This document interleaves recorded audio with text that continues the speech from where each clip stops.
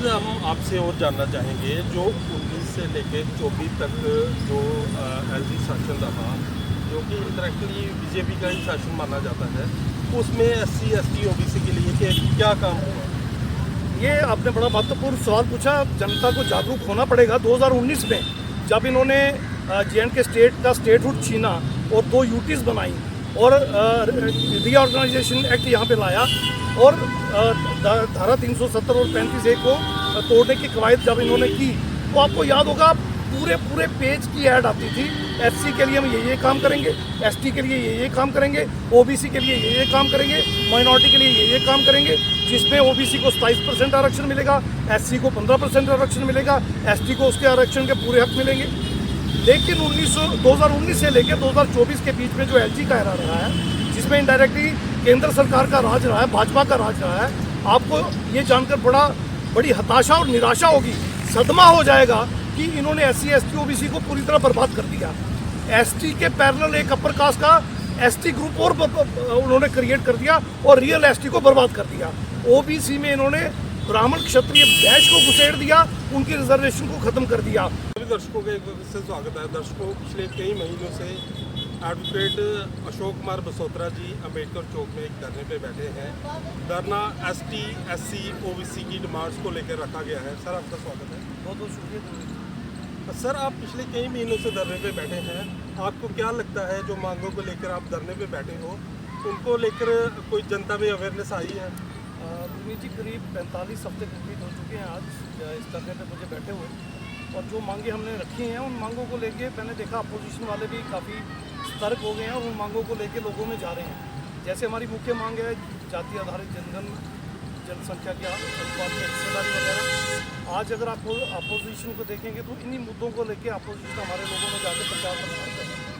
तो मुझे ऐसा लगता है जनता में आवाज़ गई है, जनता में ये बात इस्टेब्लिश हुई है कि ये मांगे बड़ी जायज़ हैं, इसीलिए अपोजिशन इसको ग्रैब करने के लिए और इसको हाईजैक करने के लिए कोशिश कर रही है। मेरा ऐसा सर, बाबा साहब डॉक्टर भीमराव अम्बेडकर जी ने कॉन्स्टिट्यूशन में रिजर्वेशन का व्रत रखा था, जिसके वजह से आज जम्मू कश्मीर में भी कुछ सीटें रिजर्व हैं। क्या लगता है कि क्या वजह थी डॉक्टर साहब बाबा भीमराव अम्बेडकर ने ये चीज़ें रखी?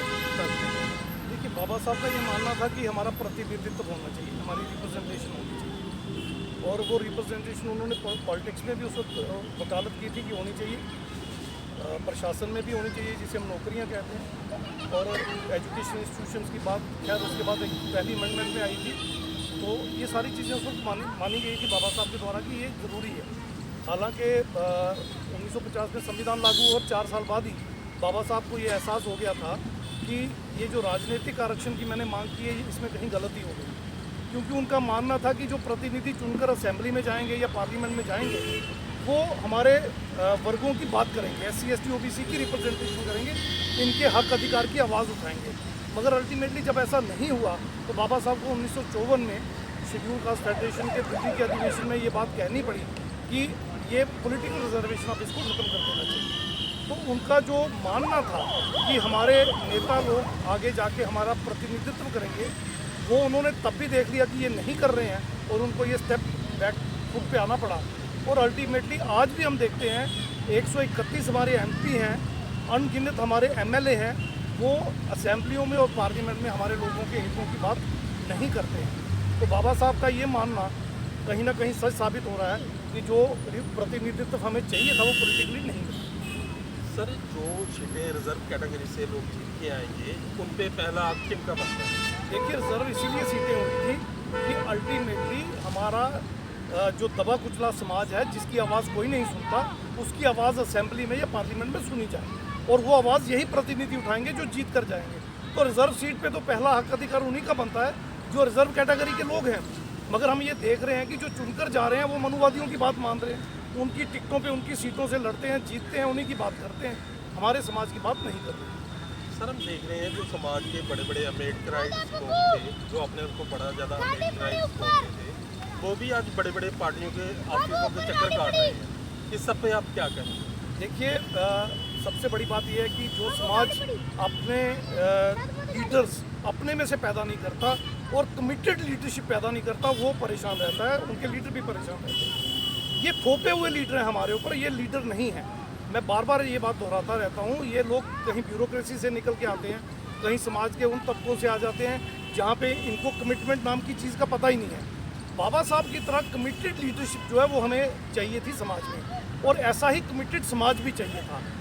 ये लीडरशिप बेसिकली कांग्रेस, बीजेपी या जो मनुवादी पार्टियां हैं उनके इशारे पे काम करने वाले लोग हैं। ये ट्रू लीडरशिप जो SC ST OBC की वो नहीं है। क्या समाज के लोगों को इनकी बात पे चलना चाहिए, इनका कहना मानना चाहिए? बिल्कुल नहीं मानना चाहिए। पिछले 70 साल में हमने देख लिया। अभी आप देखिए, जब भी एट्रोसिटी हम पे होती है या हमारे SC ST एट्रोसिटीज एक्ट की जब डाइल्यूशन हो रही थी, 131 MP है पार्लियामेंट में SC ST का, और OBC के मिला लें तो 350 से ज़्यादा है। एक MP ने रिजेंटमेंट शो नहीं की। अल्टीमेटली सारे समाज को, आपको याद है 2018 में 2 अप्रैल को हमें सड़कों पे आना पड़ा, और उसके बाद जाके वो चीज़ें रुकी। अब फिर इस बार फिर सारा समाज सड़कों पे आया 2024 में। तो ये जो MP हैं, MLA हैं, ये हमारे लोगों का प्रतिनिधित्व प्रॉपरली नहीं कर पा रहे हैं। हमारे हक अधिकार को जो रक्षा करनी थी, जो बाबा साहब ने कहा था दुर्ग के किले पे बैठे हुए सिपाही बन के इनको काम करना था, वो करने में ये असमर्थ हैं, फेल हो चुके हैं। इनकी बात समाज को नहीं माननी चाहिए। इनको अपना नेता SC ST OBC माइनॉरिटी समाज को कभी नहीं मानना चाहिए। सर, जम्मू कश्मीर में एक पॉलिटिकल पार्टी है नेशनल कॉन्फ्रेंस। दलित समाज काफ़ी उनकी तरफ झुका हुआ था, काफ़ी झुकाव था, लेकिन उन्होंने दलित जो भी रिजर्व सीटें थी उन पे कोई भी कैंडिडेट ना देके सिर्फ एक कठुआ में कैंडिडेट दिया। तो ये क्या उन्होंने दलित समाज से धोखा किया है? बिल्कुल धोखा किया। किसी ज़माने में नेशनल कॉन्फ्रेंस ने बड़े बड़े अच्छे काम हमारे SC ST OBC के लिए किए। बड़े बड़े नेता रहे, जैसे बाबू परमानंद जी रहे, बाबू परमानंद जी रहे, बहुत सारे नेता भी रहे। और लैंड टू टिलर जो शेख अब्दुल्ला ने किया, उसका बहुत बड़ा फायदा हमारे SC ST समाज को हुआ। ज़मीनों के उस वक्त टिलर थे, ये काश्तकार थे, इनको मालिकाना हक दिए, वो नेशनल कॉन्फ्रेंस में दिए। और बड़े बड़े अच्छे लीडर, बाबू परमानंद जी का आप नाम ले रहे हैं। इसके अलावा जो लीडर खुद भी वहाँ पहुँच जाते थे असेंबली में, जिनके हमारे समाज के, उनका भी वो अच्छे से ख्याल रखते थे नेशनल कॉन्फ्रेंस के लोग, और हमारे लोगों के प्रतिनिधित्व पे ध्यान दिया करते थे। और जब भगत अमरनाथ जी का धरना हुआ और उनका अल्टीमेटली शहादत हुई, उसके बाद रिजर्वेशन का प्रावधान भी किसी गवर्नमेंट ने किया था। NC की सरकार हुआ करती थी, मगर अब हम देख रहे हैं NC की सरकार SC ST का ध्यान नहीं रखती, अब वो OBC का भी ध्यान नहीं रख रही। इसका खामियाजा उसे इलेक्शन में भुगतना पड़ सकता है। उसे समझदारी से काम लेना चाहिए, इस समाज की तरफ अपनी नज़र जो है रखनी चाहिए। सर, बहुजन समाज में एक समाज OBC है, कहीं पर हम प्रेस कॉन्फ्रेंस देखते हैं या उनका कोई धरना प्रदर्शन होता है, वो SC ST की बात करने से क्यों बचते हैं? देखिए, बहुजन समाज में SC भी आता है, ST भी आता है, OBC भी आता है। इनसे धर्मांतरित मुस्लिम, सिख और क्रिश्चियन वगैरह भी आते हैं। तो ये एक बड़ा समाज है। OBC अभी तक इतना जागरूक हो ही नहीं पाया कि वो अपने हक अधिकार को भी सही से समझे। यही वजह है कि वो SC ST की सांझ की बात को नहीं समझ पा रहा। एक बात इस देश में हर नागरिक को समझनी होगी, खास करके मूल निवासी बहुजनों को समझनी होगी। डेमोक्रेसी में जो मेजॉरिटी क्रिएट कर पाता है वो राज करता है। OBC चाहे कितनी भी बड़ी मेजॉरिटी क्यों ना हो, जब तक SC ST माइनॉरिटी को अपने साथ नहीं लेगा, वो रूलिंग पोजीशन में कभी आ ही नहीं सकता। ये उनकी अज्ञानता का नतीजा, वो SC ST माइनॉरिटी को अपने साथ नहीं लेते। अगर उन्हें जंग लड़नी है तो इन तीनों तबकों को अपने साथ लेना होगा। बहुजन की बात करनी है तो बहुजन बनना होगा, तब जाके उनकी बात आगे बढ़ेगी। उनकी ये बहुत बड़ी गलती है कि वो SC ST को अपने से कमतर समझते हैं या अपने साथ नहीं लेना चाहते। सर, जैसे कि इलेक्शन हो रहा है, इलेक्शन के बाद रिजल्ट भी आएंगे, नई सरकार भी आएगी, क्या आपको लगता है कि SC ST OBC की डिमांडों पर जो आने वाली सरकार है वो कोई नतीजे पे पहुंचेगी या कोई इन पे सुनवाई होगी? मुझे ऐसा लगता है राहुल गांधी बार बार SC ST OBC की बात कर रहे हैं और NC के साथ उनका अलायंस है, तो एक प्रेशर उन पे बना रहेगा कि उनको अब परफॉर्म करना होगा। क्योंकि वो बार बार उंगली उठाते हैं नरेंद्र मोदी पे कि आपके वहाँ इतने सचिव हैं तो OBC के कितने हैं, SC के कितने हैं। अब ये बात J&K के रिजल्ट निकलने के बाद 8 तारीख अक्टूबर की जब रिजल्ट निकल जाएगा तो ये बात कांग्रेस और NC पे भी लागू होगी। जब इनकी सरकार बनेगी तो जो एक उंगली ये भाजपा पे उठाया करते थे, 4 इन पे खुद पे उठेंगी। मुझे ऐसा लगता है इनको SC ST OBC के फेवर में काम करने पड़ेंगे, और अगर ये नहीं करेंगे तो ये बात मैं वाजे कर दूं, चेताते हुए इनको बता दूं कि पूरा SC ST OBC माइनॉरिटी समाज इनके खिलाफ खड़ा हो जाएगा। और जैसे आज हम बीजेपी को धोते हैं बुरी तरह से, इनको भी हम यही हशर करेंगे। सर आपने बोला तो NC और कांग्रेस की सरकार तो बीजेपी और किसी और पार्टी की भी आ सकती है, तो क्या वो इन सब पे काम करेंगे? अगर बीजेपी की सरकार बनती है, जो कि होगा नहीं, मुझे नहीं लगता ऐसा होगा, अगर बीजेपी किसी तरह से जोड़ तोड़ करके खरीदो फरोख्त करके, जैसे वो हर तरह के हथकंडे अपनाते हैं और अपनी एजेंसियों का इस्तेमाल करते हैं, अगर बना भी लेंगे तो SC ST OBC के हित में वो कभी कोई काम नहीं करेंगे। जब सरकार नहीं थी, उनका LG था, तभी तो उनकी डायरेक्ट यहाँ पे इनडायरेक्टली गवर्नमेंट थी, तब क्यों उन्होंने काम किया? इसका मतलब वो करना ही नहीं चाहते। तो सरकार बनाने के बाद तो कोई चांस ही नहीं बचता कि वो SC ST OBC माइनॉरिटी का कोई भी काम करे।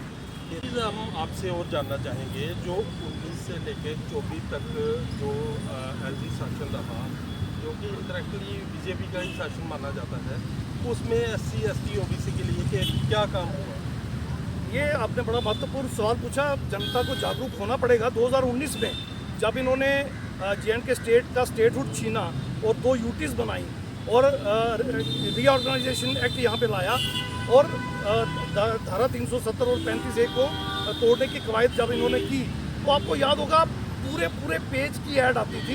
SC के लिए हम ये काम करेंगे, ST के लिए ये काम करेंगे, OBC के लिए ये काम करेंगे, माइनॉरिटी के लिए ये काम करेंगे, जिसमें OBC को 27% आरक्षण मिलेगा, SC को 15% आरक्षण मिलेगा, ST को उसके आरक्षण के पूरे हक मिलेंगे।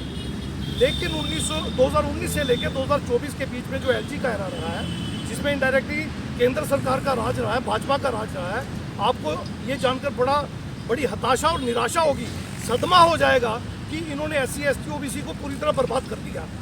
ST के पैरेलल एक अपर कास्ट का ST ग्रुप और उन्होंने क्रिएट कर दिया और रियल ST को बर्बाद कर दिया। OBC में इन्होंने ब्राह्मण क्षत्रिय बैच को घुसेड़ दिया, उनकी रिजर्वेशन को ख़त्म कर दिया। 27% रिजर्वेशन की बात करते थे, आज तक वो भी इन्होंने लागू नहीं किया। और जो परमानेंट कमीशन बैकवर्ड क्लासेस का यहाँ पे है, जिसके चेयरमैन जो है रिटायर्ड जस्टिस GD शर्मा है। रिटायर्ड जस्टिस GD शर्मा ने, जो कि उसके चेयरमैन बन भी नहीं सकते थे, एक्ट को इन्होंने अमेंड करके उसको बनाया था। अपर कास्ट लोगों को उसमें भर दिया, OBC के सारे लोगों को बाहर फेंक दिया। उसके बाद OBC के खिलाफ 5 साल लगातार काम किया और OBC की जड़ ही खोद के रख दी, पूरा निस्तो नाबूद कर दिया, बर्बाद कर दिया। मेरा ऐसा मानना है SC ST OBC और माइनॉरिटी को इन 5 सालों में इस भाजपा के केंद्र के शासन ने LG के माध्यम से जम्मू कश्मीर में बर्बाद कर दिया, पूरी तरह से रुइन कर दिया। इसका खामियाजा 2024 की ये जो इलेक्शन चल रही है, 18 में पहले फेज में भी इनको भुगतना पड़ा और 25 सितंबर की अब जो दूसरा फेज है, मेरा ये मानना है इसमें भी इनको ये भुगतना पड़ेगा। और 1 अक्टूबर को जो बाकी बची हुई सीटों पे इलेक्शन होगी, उसमें भी इनको भुगतना पड़ेगा। बीजेपी को 0 सीट आएगी J&K में, सिर्फ इस वजह से कि 2019 में जो वादे इन्होंने किए SC ST OBC माइनॉरिटी के साथ, उस पर इन्होंने पानी फेर दिया, पूरी तरह से इन्होंने धोखा किया और समाज को छला है। अब समाज समझ चुका है, पूरी की पूरी बहुजन समाज को ये बात समझ में आ चुकी है। तो बीजेपी को इस इलेक्शन में इसका खामियाजा भुगतना पड़ेगा, मेरा ऐसा मानना है।